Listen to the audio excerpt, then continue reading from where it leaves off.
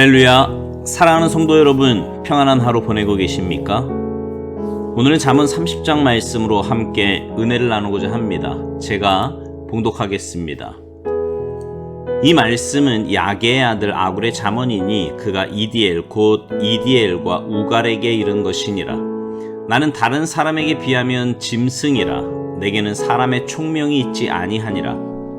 나는 지혜를 배우지 못하였고 또 거룩하신 자를 아는 지식이 없거니와 하늘에 올라갔다가 내려온 자가 누구인지 바람을 그 장중에 모은 자가 누구인지 물을 옷에 싼 자가 누구인지 땅의 모든 끝을 정한 자가 누구인지 그의 이름이 무엇인지 그의 아들의 이름이 무엇인지 너는 아느냐? 하나님의 말씀은 다 순전하며 하나님은 그를 의지하는 자의 방패시니라. 너는 그의 말씀에 더하지 말라. 그가 너를 책망하시겠고 너는 거짓말하는 자가 될까 두려우니라. 내가 두 가지를 주께 구하였사오니 내가 죽기 전에 내게 거절하지 마시옵소서.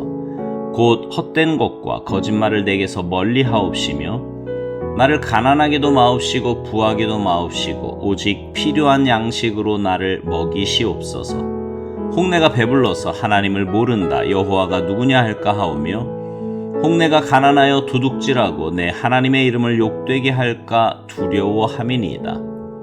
너는 종을 그의 상전에게 비방하지 말라. 그가 너를 저주하겠고 너는 죄책을 당할까 두려우니라.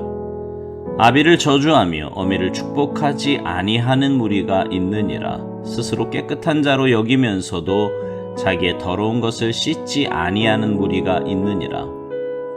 눈이 심히 높으며 눈꺼풀이 높이 들린 무리가 있느니라. 앞니는 장검 같고 어금니는 군도 같아서 가난한 자를 땅에서 삼키며 궁핍한 자를 사람 중에서 삼키는 무리가 있느니라. 거머리에게는 두 딸이 있어 다오다오 하느니라. 족한 줄을 알지 못하여 족하다 하지 아니하는 것 서너시 있나니 곧 스올과 아이 베지 못하는 태와 물로 채울 수 없는 땅과 족하다 하지 아니하는 불이니라. 아비를 조롱하며 어미 순종하기를 싫어하는 자의 눈은 골짜기에 까마귀에게 쪼이고 독수리 새끼에게 먹히리라.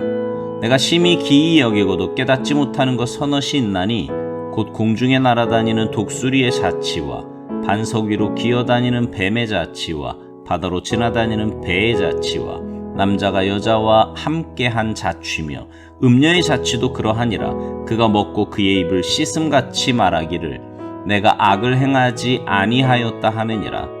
세상을 진동시키며 세상이 견딜 수 없게 하는 것 서너시 있나니 곧 종이 임금된 것과 미련한 자가 음식으로 배부른 것과 미움받는 여자가 시집간 것과 여종이 주모를 이은 것이니라. 땅의 작고도 가장 지혜로운 것 넷이 있나니 곧 힘이 없는 종류로 돼 먹을 것을 여름에 준비하는 개미와 약한 종류로 돼 집을 바위 사이에 짓는 사반과 임금이 없으되 다 때를 지어 나아가는 메뚜기와 손에 잡힐만 하여도 왕궁에 있는 도마뱀이니라. 잘 걸으며 위풍 있게 다니는 것 서너시 있나니 곧 짐승 중에 가장 강하여 아무 짐승 앞에서도 물러가지 아니하는 사자와 사냥개와 숫 염소와 당할 수 없는 왕이니라.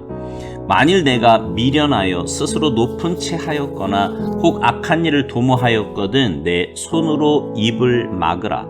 대저 젖을 저으면 엉긴 젖이 되고 코를 비틀면 피가 나는 것 같이 노를 격동하면 다툼이 남이니라.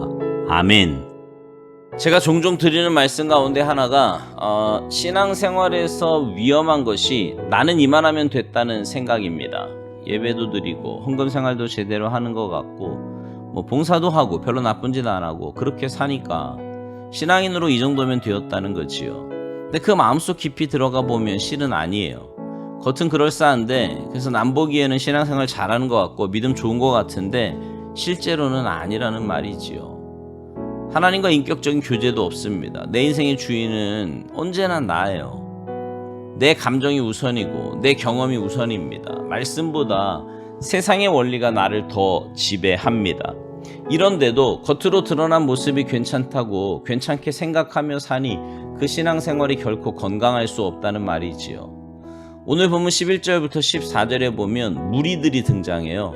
11절에는 부모에게 잘못하는 무리입니다. 12절은 스스로 깨끗한 자로 여기는 무리고요. 13절은 눈이 심히 높은, 다시 말하면 교만한 무리입니다. 14절은 약자를 괴롭히고 더 나아가 그들의 것을 탈취하는 무리입니다.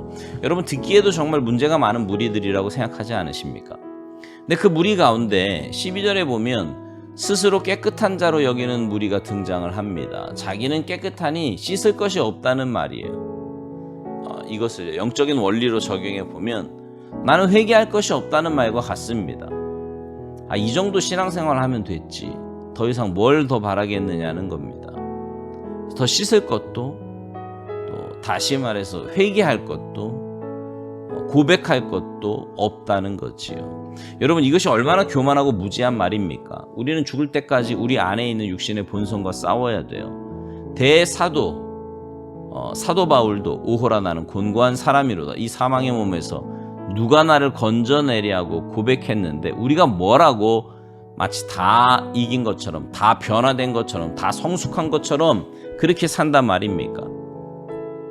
주님 앞에 서는 그날까지 우리는 회개하고 고백하고 하나님의 은혜와 도우심을 구하며 살아야 합니다. 그래야 교만하지 않고, 그래야 엉뚱한 짓 하지 않고 살 수 있습니다. 세가족 소형 공부 때 그런 말을 했어요. 땀이 나는 게 문제가 아니라 안 씻는 게 문제라고요. 영적으로도 그렇습니다. 육신을 가지고 있기에 죄의 본성에 나오는 것은 어쩔 수 없는 거지요. 그것까지 좌절할 필요는 없습니다. 그러나 그렇다고 그것이 당연한 것처럼 그렇게 여기고 살아서는 안 됩니다. 그 죄의 본성이 여전히 내 안에 남아있으니 더 회개하며 더 은혜를 구해야 합니다. 그래야 올바른 신앙인의 모습으로 살아갈 수 있지요. 바라기는 여러분 모두가 하나님 앞에서 겸손하게 은혜를 구하며 내 모습을 올바로 보고 살도록 기도하시기 바랍니다. 그래서 날마다 믿음의 길, 올바른 신앙의 길을 걸어가서 주님 앞에 서는 날 잘했다 칭찬받고 상급받는 여러분 모두가 되시기를 주님의 이름으로 축복합니다. 여러분, 오늘로요 6개월간 계속해왔던 잠언 묵상을 마치려고 합니다. 시작하면서도 말씀드렸지만 저는 수십 년간 매일 잠언 말씀으로 하루를 시작합니다. 이번 묵상을 하면서도 또 한 번 느꼈지만, 그럼에도 여전히 새롭게 깨달아지는 말씀이 있다는 겁니다. 저는 그런 은혜가 여러분에게도 있었으면 좋겠습니다. 묵상이 마친다고 해서 잠언 읽기를 그치지 마시고요. 매일 그 날짜에 맞춰서 여러분이 읽는 성경과 별개로 잠언 말씀으로 하루를 여시거나 닫으시기 바라요. 그럴 때 잠언 말씀을 통해 하나님의 지혜를 허락해 주실 것이고 하나님의 귀한 뜻을 깨닫게 해 주실 것입니다. 이제 7월부터 성경 암송으로 오후 시간을 열고자 합니다. 묵상만큼 중요한 것이 바로 암송이지요. 여러분 모두가 새롭게 시작하는 성경 암송을 통해 말씀의 깊이가 더해가고 하나님과 더 가까워지는 은혜의 역사가 있게 되기를 주님의 이름으로 축복합니다. 아멘.